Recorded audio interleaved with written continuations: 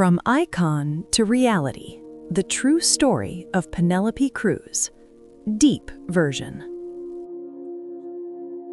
In Hollywood, fame usually destroys stars. It lifts them up, consumes them, and eventually makes them fall. But what happens when someone decides to break that rule? When, instead of losing themselves in success, they choose to control it? This is not a story of downfall. This is the story of a woman who, having everything to lose herself, chose to find herself. And what she did next completely changed the rules of the game. Part 1. The beginning. Hope. Before Hollywood, before the awards, before becoming a global icon, Penelope Cruz was simply a girl in Alcobendas, Spain. She was born in 1974 into a working-class family. Her father was a mechanic and her mother a hairdresser. There were no elite privileges, no connections in the film industry, only discipline and dreams. From a young age, Penelope showed an almost artistic obsession with movement and expression. For years, she studied classical ballet, an extremely demanding discipline, which taught her something fundamental. Success does not depend on talent, but on consistency. But her path was not directly toward acting. At first, she didn't even know how to enter that world.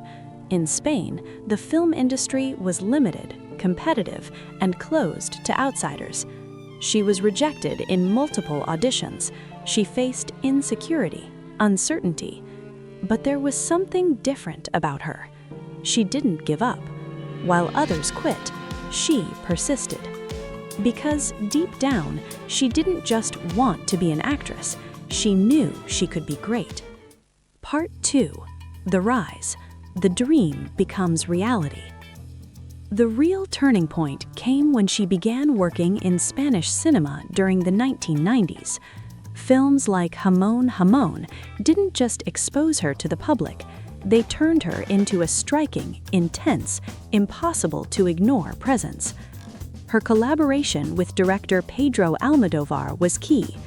Almodóvar didn't just see talent in her, he saw emotional depth, and that changed everything. Penelope wasn't just a beautiful face, she was an actress with soul. Little by little, her name began to cross borders. But Hollywood was not easy. When she arrived in the United States, she faced new challenges: language barrier, Latino stereotypes, limited roles. Many international actors fail at this point, but not her. She worked twice as hard, learned English, accepted difficult roles, and eventually, Hollywood accepted her. Part 3. The peak, power, and fame. The highest point came in the 2000s. Penelope Cruz became a global star.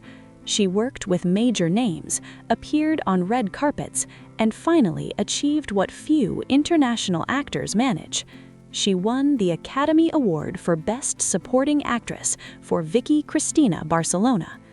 At that moment, she had everything: international fame, critical recognition, iconic beauty, industry power. But here's where the part begins that people don't see: the invisible pressure of success. Because at the top, you no longer fight to get there, you fight to stay there. Part 4. The cracks, warning signs. Although there was never a massive scandal, there was constant pressure. The media began focusing more on her personal life than her talent. Relationships with figures like Tom Cruise attracted global attention. Headlines, rumors, speculation. The narrative shifted from talented actress to media figure, and that is dangerous. Because when image surpasses talent, perception changes. Additionally, the work pace, aesthetic pressure, and public expectations began to weigh heavily. Fame doesn't destroy instantly, it slowly wears you down. Part 5. Downfall or evolution. This is where the story completely changes, because while many stars lose themselves in fame, Penelope Cruz chose a different path, a path few understand and even fewer dare to follow. The moment of awareness. After reaching the highest point of her career, awards, international recognition, constant media attention, a silent but decisive stage arrived. It wasn't a scandal, it wasn't a public breakdown, it was something more dangerous, the saturation of fame. Penelope understood something many artists ignore. When you are at the top, everyone wants a piece of you, your time, your image, your energy, and if you don't have control, the system consumes you. The smart decision. Instead of accepting every project, every cover, every appearance, she did the unexpected. She stopped. Not completely, but enough to regain control. She began choosing her projects with almost strategic precision, stories with emotional depth, directors with artistic vision, complex characters, not superficial ones. She was no longer chasing quantity, she was seeking meaning. Return to true art. One of the most important moves was reconnecting with European cinema, especially with Pedro Almodóvar. With him, Penelope returned to her artistic roots. Films like Volver proved that her talent was not only intact, it had evolved. She was no longer just a famous actress.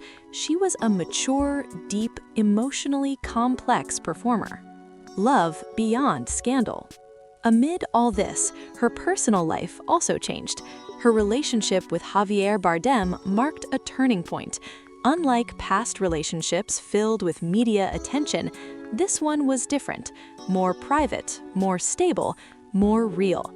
They married in 2010, far from noise, far from spectacle, and together they built something rare in Hollywood, a solid relationship based on respect, not headlines.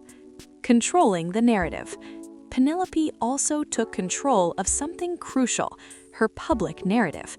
She reduced media exposure, limited unnecessary interviews, stepped away from unnecessary drama, because she understood something fundamental.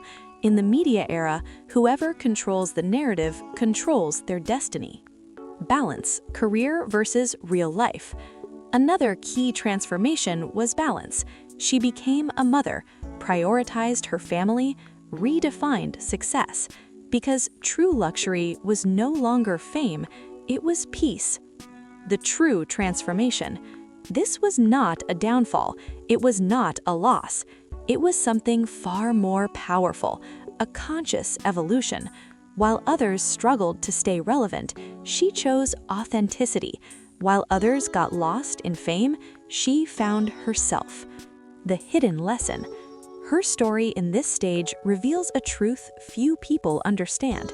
Success is not about reaching the top, it's about knowing what to do once you're there, because at that moment you have two choices: let the world consume you or learn to master it. And she chose to master it. Impact closing of the part. So when someone asks, what happened to Penelope Cruz? The answer is not that she fell, it's that she evolved. And in a world where fame destroys many, that is true success. Part 6. Reflection. The real truth. Her story reveals something important. The real danger is not failure, it's losing control when you succeed. Many reach the top, but few know how to stay. She understood something key. Fame is temporary, image is fragile, inner peace matters more. Part 7. Final impact. Deep moral. So here is the truth. Not all stories of fame end in destruction. Some end in evolution. Because true success is not shining brighter than others, it's not losing yourself in the process. And that is the true story of Penelope Cruz. If you want to discover more real stories without filters, without exaggeration, subscribe now, because the fame you see is not always the truth that exists. And here, we show you reality.